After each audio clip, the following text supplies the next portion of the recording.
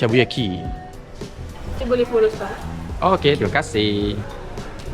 Benda pun dah bayar. Aku akan gunakan sebaik mungkin untuk order apa-apa saja. Alright. First kali ambil bingsu dululah.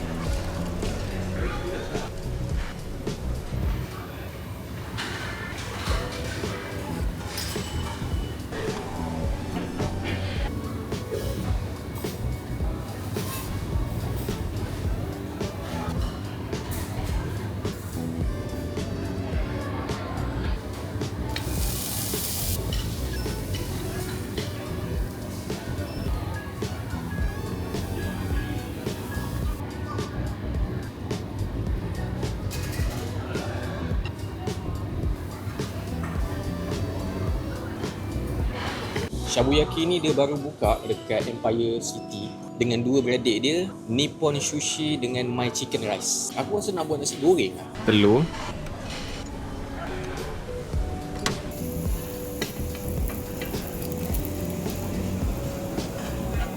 Nasi goreng, siap.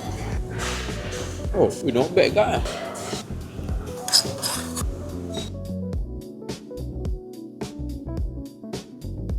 Kat sini kalau tak tahu nak makan sup ke grill ke, boleh try Shabuyaki. Dia combine dua-dua, shabu-shabu dengan yakiniku.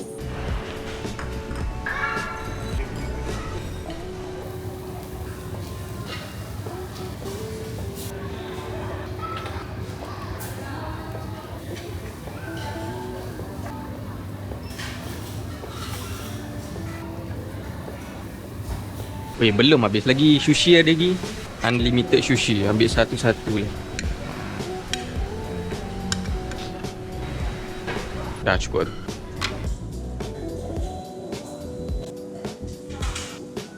Wasabi.